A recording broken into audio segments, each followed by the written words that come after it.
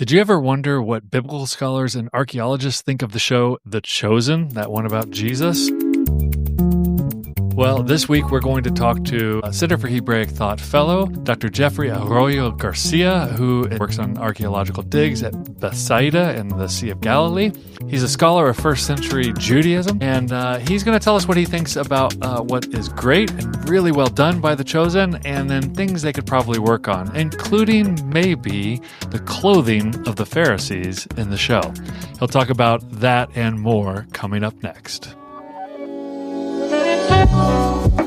This is the Biblical Mind Podcast, produced by the Center for Hebraic Thought. Honest 5-star reviews help others find this podcast. Visit the magazine at thebiblicalmind.org for articles and videos that explore the deep structures of Scripture. Were there Pharisees at Bethsaida, this place where you've been digging for the last few years? Yeah, this is a good question. I know, there is a push in certain works to suggest that the Pharisees were primarily a Jerusalem phenomenon, or that they were the ones.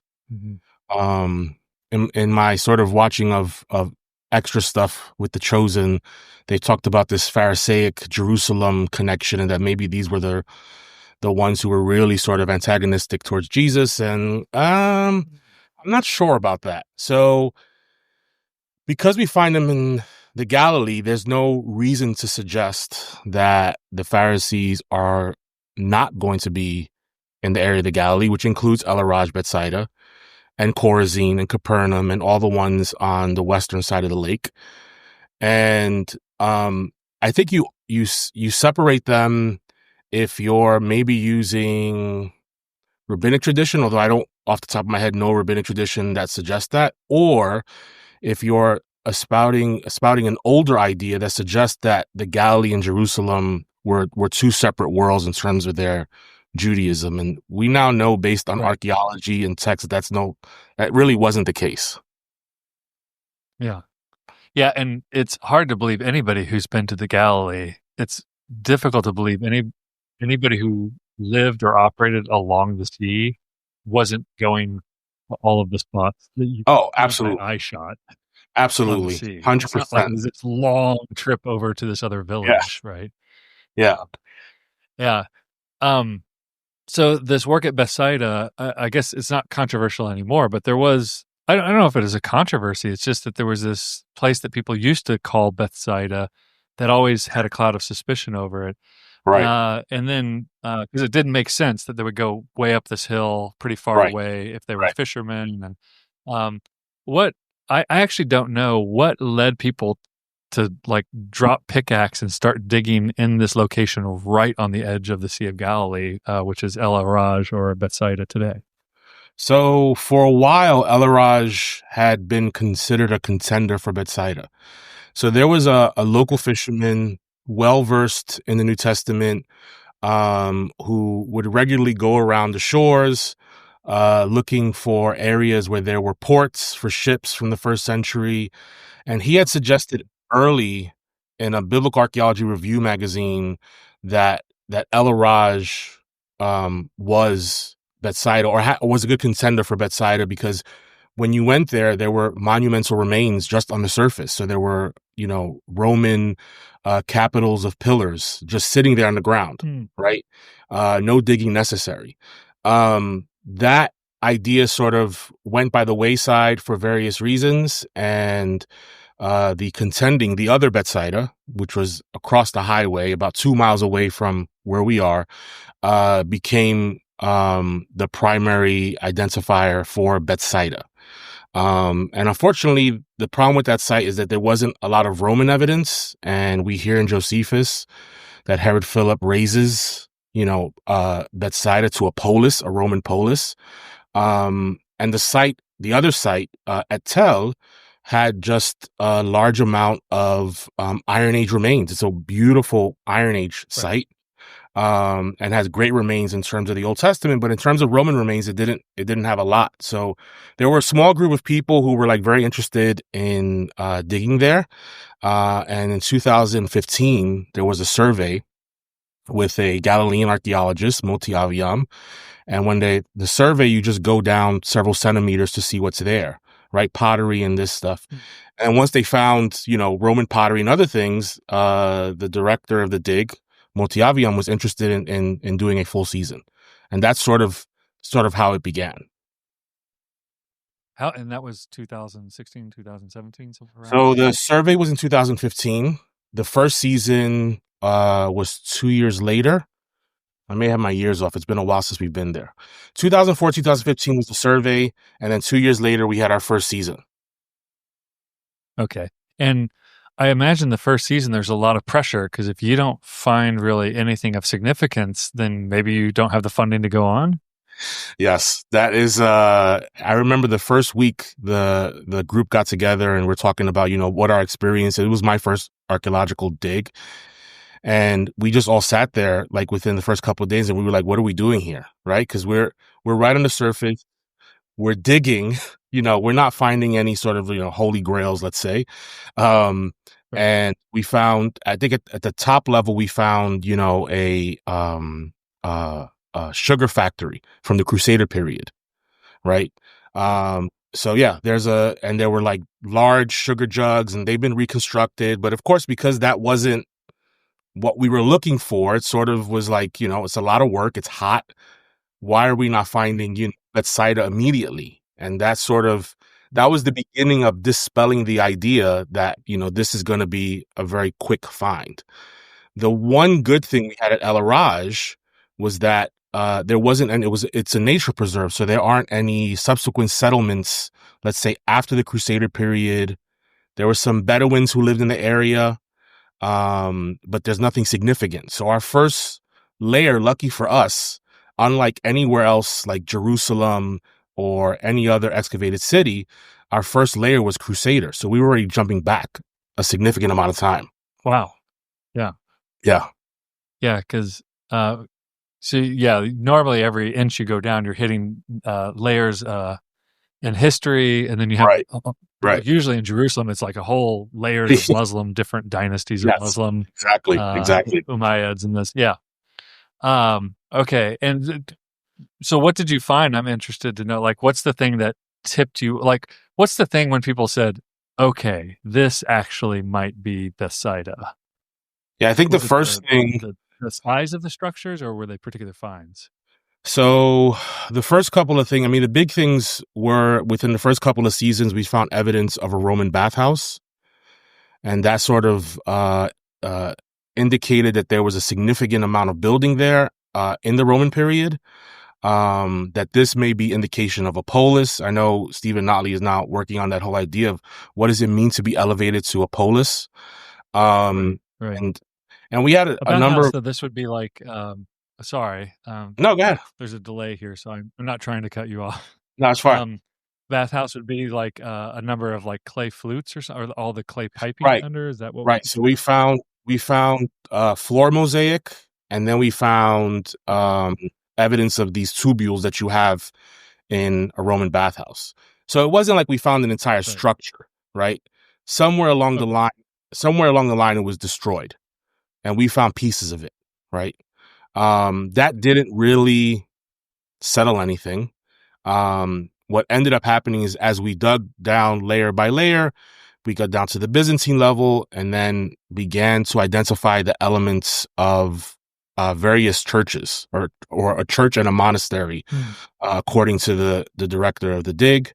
As we kept going, the sort of feature of El-Araj, which we already had thought we had cinched it. But a couple of years ago, we found a large medallion inscription that was like any other inscription in the church. It was dedicated to this individual named Constantine who had paid for the paving of a floor, right? It was a dedicatory inscription.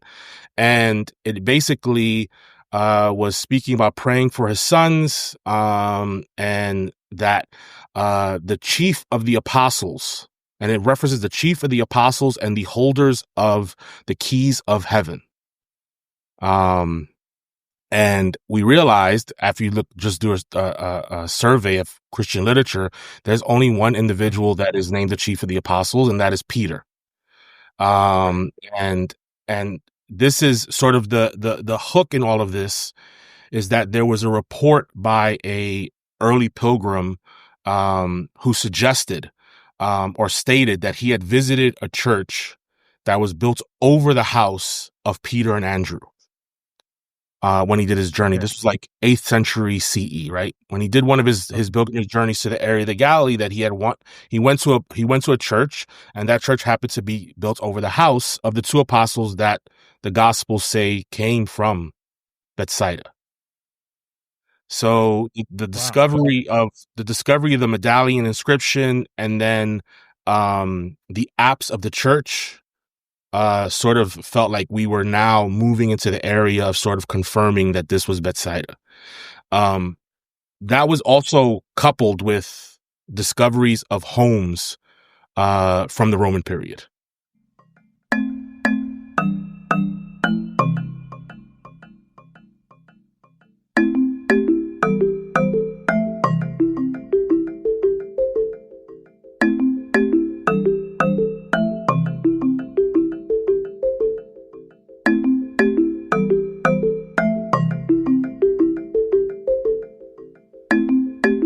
The assumption is that if you have a whole church, like a formal church structure built on top of the site, like people aren't just going out building churches for no reasons in this region. Right. That must have been some kind of pilgrimage site, right?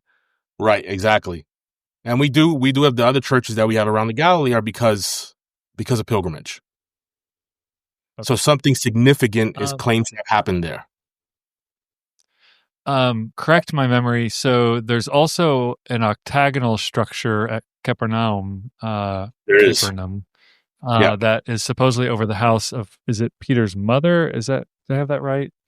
So the octagonal structure is situated sort of focused in on one room of one of these insula homes that are in Capernaum.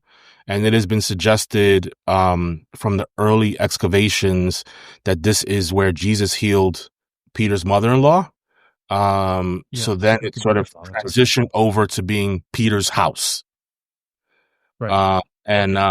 Steve Notley actually has an article on Peter's house and dealing with the various things that are happening with identifying that as Peter's house. What do we have at Bethsaida? What do the ancient sources tell us? Wow.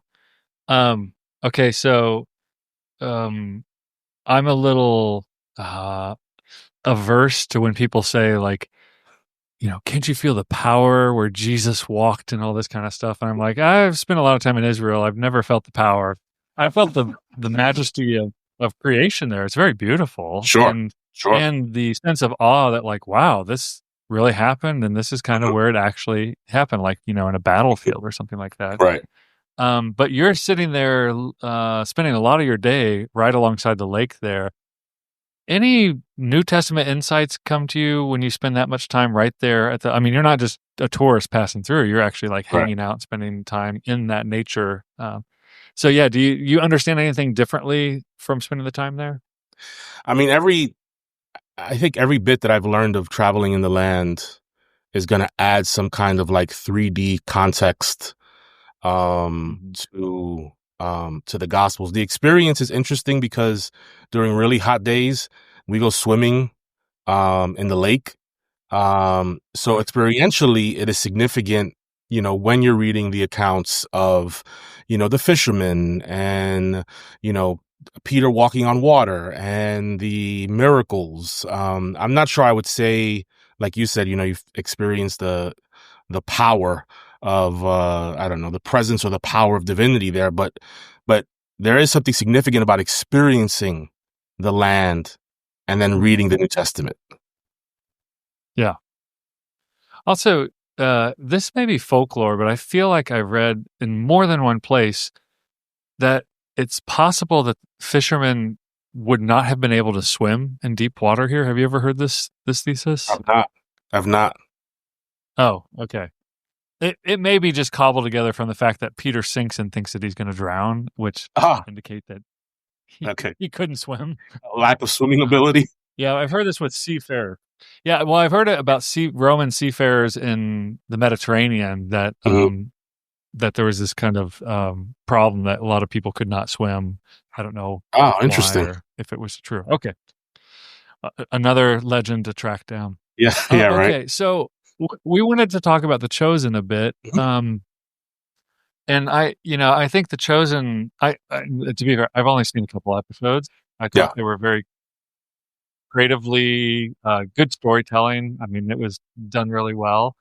The thing that struck me the most instantly was when they look out at the lake, and the surrounding territories, and I'm just like, well, that's not the Galilee. That's not even close to what the Galilee looks like. Right. Standing on a cliff, looking over into the sea and that kind of stuff. Right. Yeah. So I wonder. It's wild to me that that the Galilee is actually a very heavily, and once you've been there, you know exactly what it looks like. I mean, you could probably see a picture of it and go like, "Oh, that looks like the Sea of Galilee," because it's like pretty notable. It's like the Grand Canyon. You're like, it's a notable place. Right. When you think about shows like The Chosen and other shows like them, what do you think is the benefit of that kind of storytelling? And then, as an archaeologist, what are the things that kind of rub you a little bit the wrong way? So I think if anything does, I'm assuming there will be some things that you might nitpick about. No, I think the big benefit is that as culturally we've become more visually oriented, that it's a benefit to see the scriptures that we often read maybe in a wooden way because it's text, right? To see that come to life and to have individuals that you hold dear acting out actually pretty well. I think the acting in The Chosen is really good. That this is significant. I in my going over of the show for some of the stuff that I'm writing, they do some things really well. I've told my students for years that you need to have, often the New Testament doesn't give us the detail that we want, right? So you sometimes need to have this sort of artistic license to try to put the images together, right? And I often tell my students as well, I think at some point there may be a line that you cross.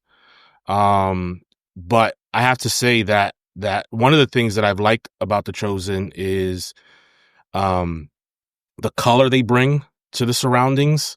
The previous movies on Jesus are often very sort of muted and beige, if you will. Have a beige filter, so that people are wearing colors and these sorts of things makes it look like a very more lively environment.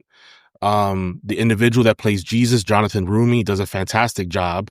The drama is palpable, the joy is palpable.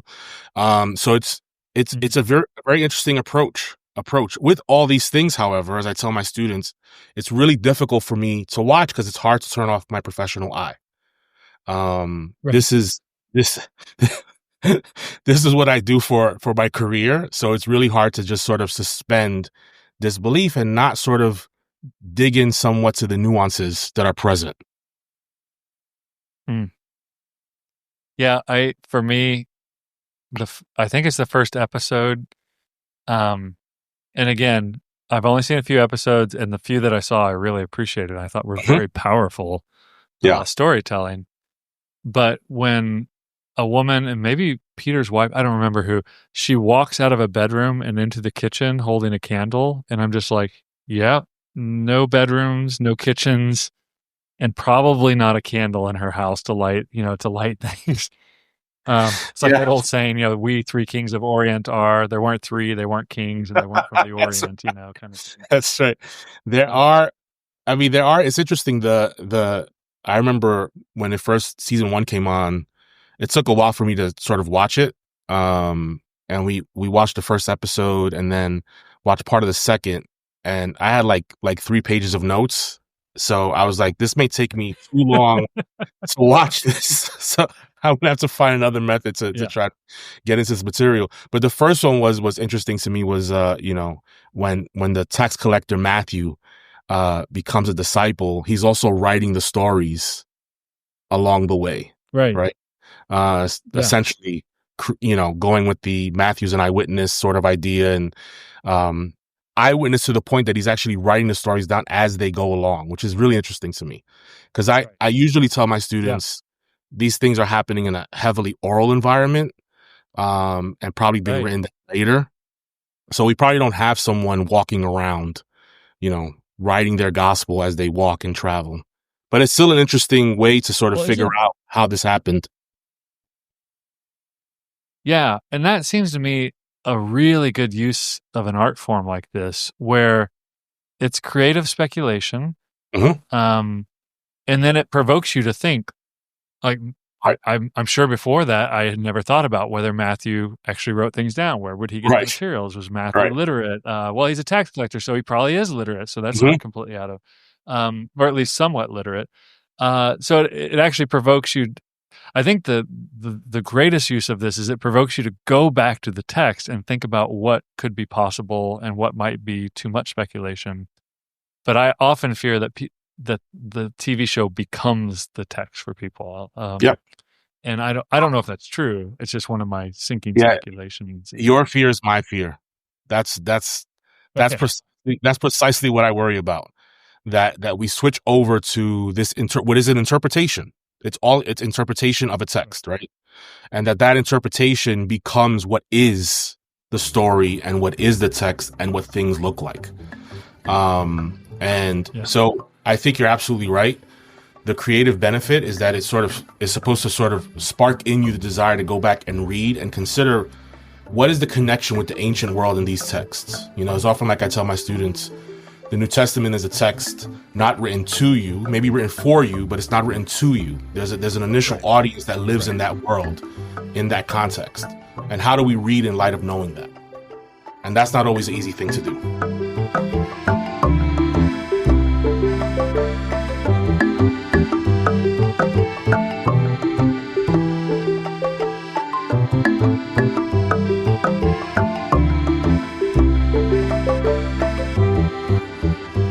Yeah, I remember listening to an interview with, his name just slipped straight out of my head, Dallas Jenkins, who is it Tim LaHaye and Jerry B. Jenkins? It's his son, right? Yeah, Jerry B. Jenkins. Jerry B. Jenkins. Thank you. Sorry.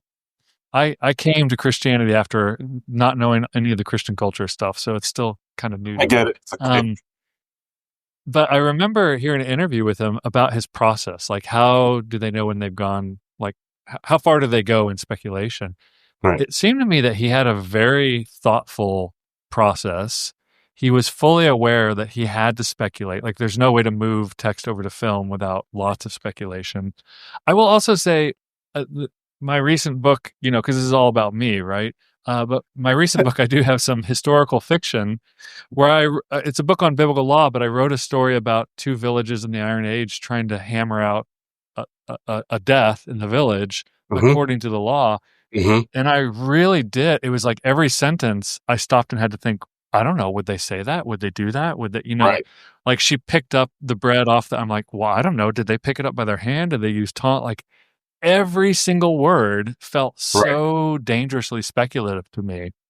And at some point, the editor just said, like, look, you gotta get on with it. We'll have some archaeologists read it and see if, Cynthia Schaefer Elliott read it and she was okay with nice. It.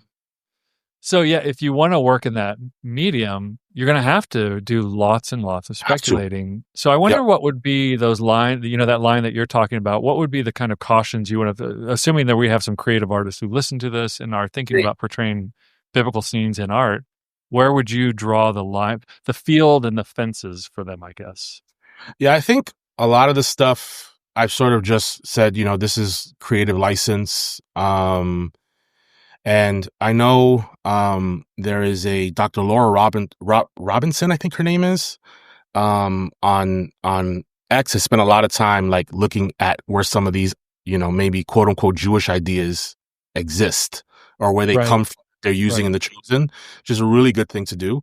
For me, because my training is Jewish studies, that is really sort of where I focused in on, in particular, first century ancient Judaism. What did that look like? What traditions do we have? What traditions may have not been that ancient when they come from a later period? Right. And in some cases, you can draw in later stuff. Like there's a whole conversation about the use of the use of the word rabbi for teachers, but Right. they seem to use that regularly, like in the show, not in our ancient sources. For me, the concern is always that this othering of Judaism finds its way into what the creator is trying to do, right? Whether it be anti-Judaism or can reach the anti-Semitic label, is open for discussion, but that's sort of where I sort of am drawn to. In particular is the image of the Pharisees, because this is by far the most maligned, historically speaking, when it comes to Christianity and Judaism. So for me, I want to see how they are being portrayed. What things are they using to depict them? And are we just sort of carrying over the same old tropes that have existed now for hundreds of years? Yeah, so maybe you could talk about, for people who've seen the show and for those who haven't, what, even the way they dress, the way they act, what's their depiction of Pharisees on The Chosen? And where do you think they nail it? And where do you think they could do some more work? Again, what's interesting with me is that I'm generally, for the show, I'm generally interested in, are they pitting Jesus as a group and his disciples, Jesus and his disciples as a group, against the Pharisees? So it is a Pharisee Jesus argument, fight, debate, whatever it is. Unfortunately, Right. They do seem to fall into a bit of that. They're in particular, they sort of trade in the idea that the Pharisees dressed in black, very dark coloring. Now, I will throw in, they do add, traditional prayer shawls. And at some point, Nicodemus says that he's identified by this prayer shawl as a Pharisee. But they are quite literally the only group of all the Jewish groups, including the Zealots, that are dressed in these very dark colored robes, boxed hats.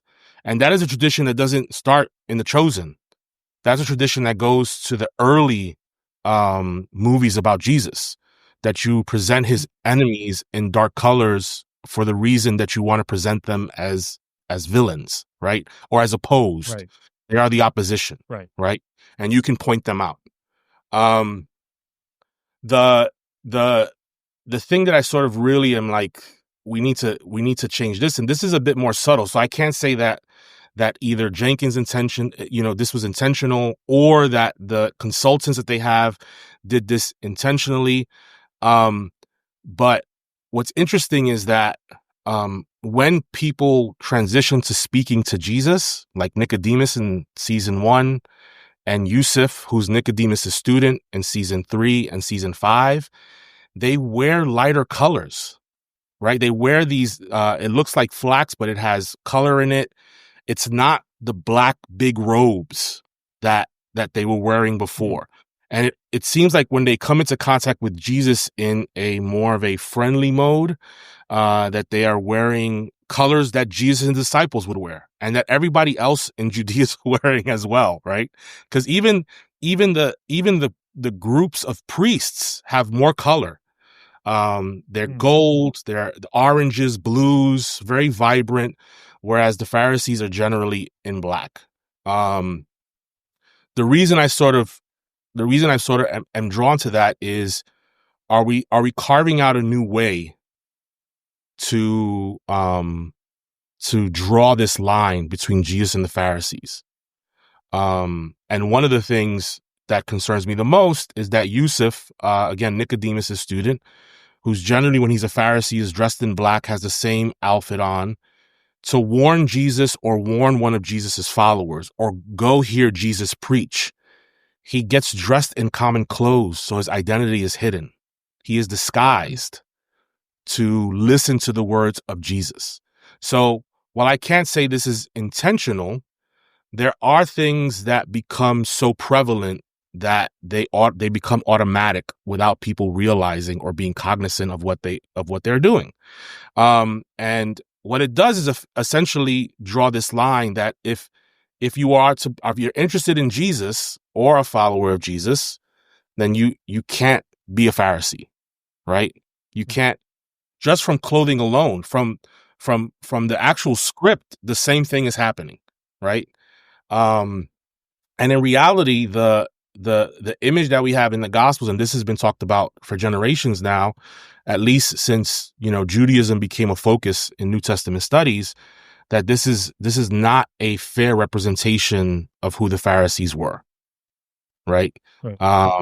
And so that's one of the things that there are smaller things that I sort of like, I wish you would have done it this way, but that's my own creative sort of like hope to participate in the interpretation.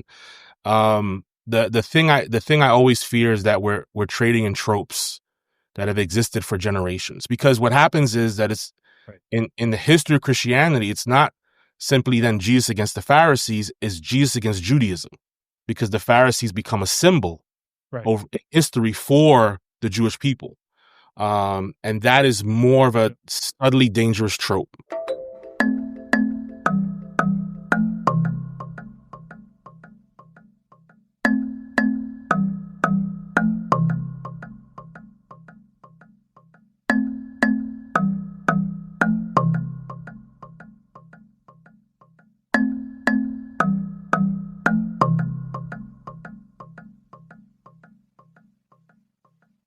Yeah, I mean, I've been a consultant on a show before, as my daughter says, an Emmy-nominated show. Nice. So there is that, like, I had nothing. I just told them where they had clear factual errors. It was pretty easy. But but there is also that thing that you realize when you're an expert consultant, like you can tell them, and then they choose to do whatever they want at the end of the day. So even you can't even hold the consultants necessary, because they might have pointed this out. And I can imagine a creative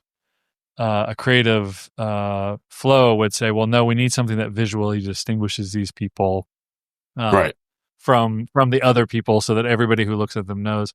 But you're saying it's subtle, but I have a daughter who's was a film studies major for her degree, and I've learned a lot about filmmaking from her. And what you're actually describing is very powerful film storytelling technique. Is you color things a particular way, literally color them in order to color people's opinion about these people. So it is subtle, but it's more powerful than it is subtle, I guess. Yeah, I think the reason I'm using the word subtle is because Dallas Jenkins has a video, I don't know during what season it was made, and as well as some of his consultants, where they're speaking kindly about the Pharisees, and that they understand that there's a history there of it doesn't say anti-Semitism specifically, but there's a history there of maligning the Pharisees incorrectly, and that we need to do better in presenting Jesus and his world, essentially. And for me, that's a plus. So this is why I sort of step back and say, is this just something that is so ingrained in Jesus movies that is very hard to sort of pull out of it? Yeah. It's, the same kind of subtle technique in older Jesus and Old Testament movies as well, is the holy characters speak in a British accent, and then normal people speak in an American accent, and then the evil people speak in a Semitic accent, which happens sometimes, unfortunately. Yeah. I mean, what is interesting go ahead.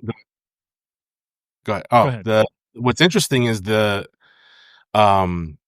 is that if you remember Jesus of Nazareth, I tell my students this all the time, the 6-hour movie with Jesus of Nazareth, with British Jesus, the director specifically told him not to blink while he was on camera, to make himself look stranger than everyone else, or like other than everyone else. So he doesn't blink once in the entire movie. That's and so you know who else doesn't blink? Like that's a psychopathy thing, right? Like people don't blink at all when they talk. No, I don't know. I might be making that up. But if you're talking to somebody who doesn't blink, like you definitely think there's something going on there. Like, are you high? What's Right. going on here? Right. Yeah, it does make you wonder, like if we could ever have a film that you and I would look at and go like, that was a really solid film on Jesus, or Right. if like you're just picking your poisons at this point, you know? Yeah. Yeah. I mean, I think what they've done, with The Chosen is in many ways amazing. It has huge popularity.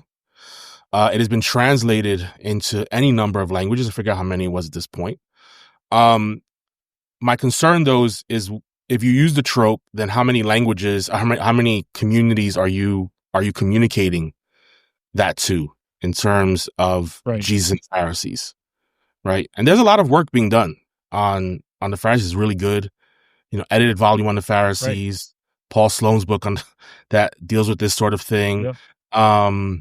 So my hope is that stuff that comes out of sort of the academic world that is sort of more positive would find its way to sort of trickle down into how we put this together creatively. And not even, I would like to give a plug just for the New Testament authors that they portray a complicated story of the Pharisees. The one that it was a Pharisee, and it says a Pharisee came and warned Jesus to flee because they sought to kill him, right? So they're members of the early Jesus community. They're the ones who are helping to make decisions. And the Acts 15, Paul Sloan and I talked about all of this. Just within the New Testament, you have a complicated portrait. Yes. And so I don't think we're asking for anything more here than to reflect the complications that are given in Scripture. Right. And I like the Acts 15 text is my favorite because it speaks about the Pharisees who come to believe. People don't pay attention to that. Right. It's Pharisees who come to believe, and there's no indication that they've given up the membership card, right? That they've had to give up the membership card. They're just part of the community, right? The way I tell my students usually to think about is, let's take your large denominations in the United States. Like I do some work with the Assemblies of God, right? I think it's the second largest evangelical denomination in the United States. If you went to each individual community of Assemblies of God, you would find that there are varying approaches into various subjects, depending on what that subject is. They all have sort of like a common approach. Like I think in ancient Judaism, obviously God, the temple, and the law were sort of the three big sort of like we overlap on this. And then how they interpret each of those things can vary widely depending on which community you're part of or which community you're inside of. And that there are going to be differing opinions, right? And I think that's important to understand that, when we see the Pharisees, we're not speaking about, one gang that had one idea that all followed it loyally. And even to use that language is a little bit pejorative to say gang, but one group of individuals, who thought one way and were a monolith. Because as you say, in the Gospels itself, we get different, a more complex view of who this group was. Yeah. And I find it even true with my own students, like where I have a student who's really bright and gets most of the material, but then kind of takes a side trail on something or goes really a left-hand turn on something. Yeah.